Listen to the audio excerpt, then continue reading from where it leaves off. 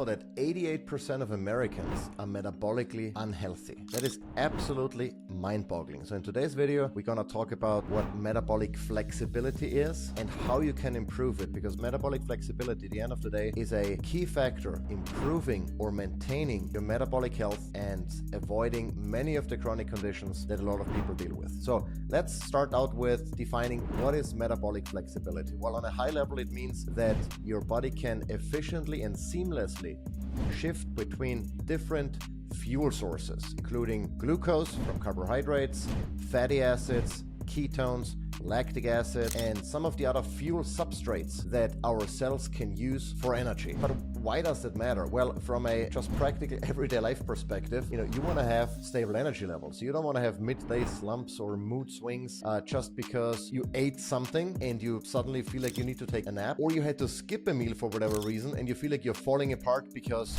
your blood sugar levels are plummeting. So that's a very practical example of why you want to be metabolically flexible, so you have consistent and stable energy levels throughout the day. Makes you happier, makes you more productive. It's just obvious that that's how it's supposed to be. The next thing, and that's arguably maybe even more important, is to prevent chronic diseases in the long run. If you're not metabolically healthy, if you have any sort of metabolic dysfunction, including insulin resistance, you have an increased risk of developing any of the metabolic conditions that are out there, including type 2 diabetes, type 3 diabetes, aka Alzheimer's, cardiovascular disease, cancer, and anything in between, really. And then the last thing is from a performance and vitality perspective. It doesn't really matter if you're an athlete or just a fitness enthusiast or whatever, but chances are you want to perform mentally as well as physically at your best. And you can only do this if you're metabolically flexible, if you're efficient at switching back and forth between different fuel sources in the absence of food or after consuming certain types of food. So let's break down the key factors that affect metabolic flexibility, and I'll tell you then what you can do to improve your metabolic flexibility today. Number one, and arguably the most important factor in metabolic flexibility, is your diet, and specifically as far as it concerns carbohydrates and insulin. So when you consume carbohydrates, dietary carbohydrates, they turn into glucose, right? And that prompts your pancreas to release insulin, which is a fat storing hormone. And so what insulin does is gobbles up that blood sugar, so to say, and tries to shuttle it into cells so they can use it for energy. The problem is when you consume a lot of refined carbs in particular, or carbohydrates in general, then your pancreas keeps releasing insulin, and at some point your cells say, I don't need any more glucose, I'm fine, so do something else with it. And for a while that can work, because what insulin does, it goes back to the liver, and that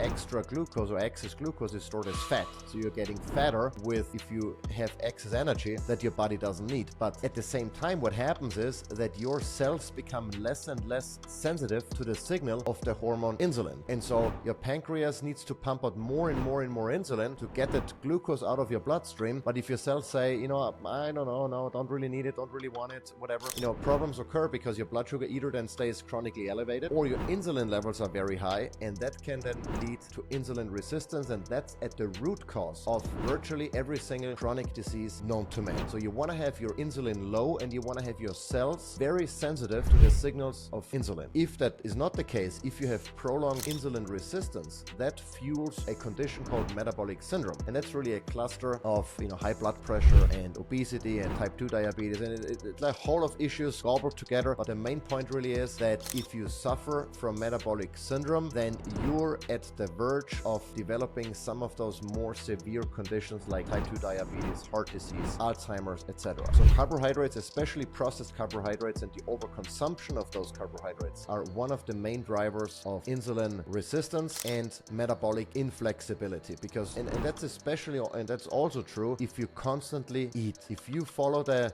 mainstream advice of having 3 meals with snacks in between, and especially if those meals contain carbohydrates and the snacks in between contain carbohydrates, well, guess what happens? What happens is that your blood sugar constantly goes up and down and up and down and up and down, and your pancreas constantly pumps out insulin to remove that blood sugar. And all of those ups and downs usually then come with fluctuating energy levels. So you might feel good for a while your blood sugar is up, and then you fall into a slump and you want to take a nap, and then it goes up again.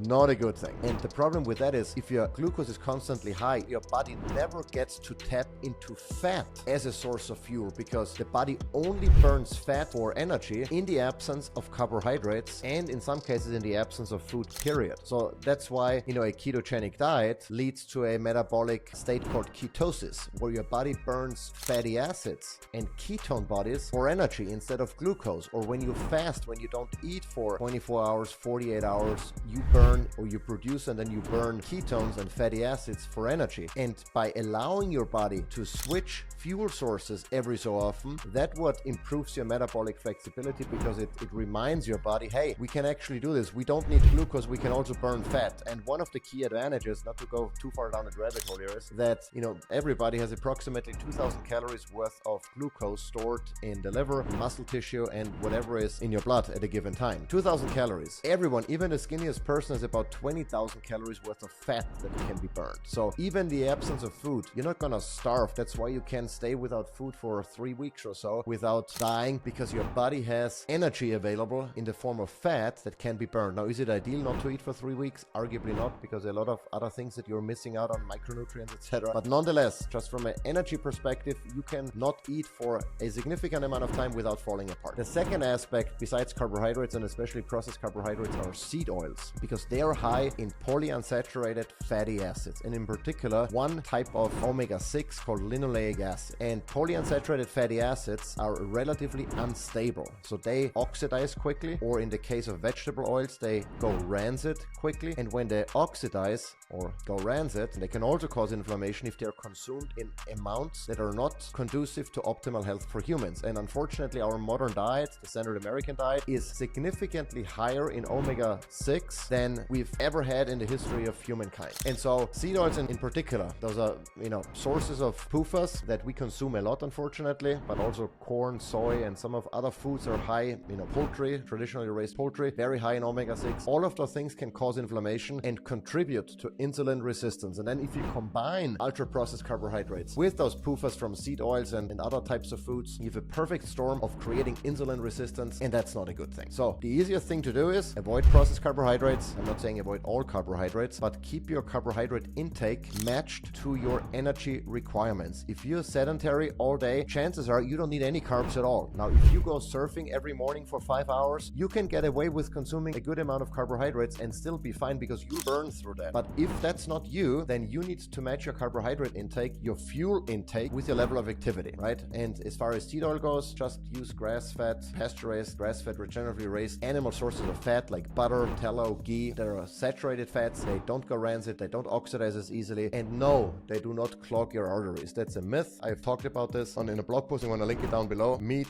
saturated fats, dietary cholesterol does not cause heart disease. Period. It's a myth. That's been debunked a long time ago. But those are things you can do from a dietary perspective. What else can you do? Well, a simple way to improve your metabolic flexibility is to exercise, particularly resistance training, weightlifting. And why is that? Because your muscles burn both glucose and fat during workouts. So if you want to lower your blood sugar levels and boost insulin sensitivity, working out is an easy way to do that. Also, your cells after resistance training need less insulin to absorb glucose. There's a certain window after a workout where you can absorb glucose very efficiently with very little insulin. So if you want to have carbohydrates and if you want to make that part of your post-workout routine, then do that instead of then maybe before going to bed or first thing in the morning, because that means you're going to have a lower or blunted glucose response and less insulin, meaning you stay more sensitive to the signals of the hormone insulin, and that's obviously significantly better. The other nuance of that is the more lean muscle mass you build, the more glucose you can store, because glucose, or glycogen, which is the storage molecule of glucose and water combined, is stored in the liver and in muscle tissue. The tissue you have, the more glycogen you can store, meaning that if you have a lot of muscle tissue like I have, I can consume a significant amount of carbs without that being converted back to fat, especially in combination with exercise, because if I deplete muscle glycogen stores and then consume carbohydrates, all of that gets replenished in my muscle tissue instead of being shuttled back to the liver and converted to fat, which would make me gain fat and increase my fat. So that's another thing. The third factor that's very important is sleep and stress. And that's because poor sleep or chronic chronic stress, really both, and if you combine those, you're in a perfect storm. They crank up cortisol, and cortisol raises blood sugar because it's your body's way of saying, okay, I'm stressed, I might have to fight that saber-toothed tiger or that woolly mammoth. You know, it's like an ancestral kind of mechanism that gets kicked off. So cortisol gets released, blood sugar spikes, and that can then, and the problem is if you're just stressed from, you know, because of parenting, because of your job, because of, you know, whatever, financial issues, what have you, you're not gonna need that energy in your bloodstream. So what happens is that your pancreas has to release insulin to get rid of that glucose that's likely not gonna be used, and causes a spike in blood sugar for no good reason, because you never need that extra energy. And so that's another reason, if you suffer from chronic stress and especially combined with poor sleep and you have chronically elevated blood sugar levels, that can also lead to metabolic issues, metabolic inflexibility, and reduce your insulin sensitivity by worsening your insulin resistance. So make sure you get a lot of good sleep, 7 to 8 hours, sometimes even 9, depending on, you know, who you are. Have a lot of resources on sleep, how to improve sleep, etc. I'm going to link that down below. Make sure you pay attention to that, because also during sleep, or if you sleep well, that also regulates not only your insulin levels, but also your leptin and ghrelin levels. Those are the hormones that make you hungry or make you feel satiated. And if those are off, then you might overeat for no good reason or might not stop eating. And so all of that goes back to proper sleep. Now, genetics are arguably another factor, but I would argue that even if you're genetically predisposed to metabolic issues, if you adopt proper lifestyle changes, you're likely not going to have an issue. The epigenetics, the expression of genes that are triggered by lifestyle choices, are arguably more important than your genetics. The other thing you can do to improve metabolic flexibility is intermittent fasting. And that's especially, or more so true maybe for men than for women. With women, everything is a little different. You know, most of the advice you hear out there in terms of exercise and nutrition, everything is geared towards men, because we just assume that women are just little men. But that's not true. My wife has done a lot of research and has shared a lot of information with me, and it made me understand that women are different. You know, depending on what period of their cycle they are in,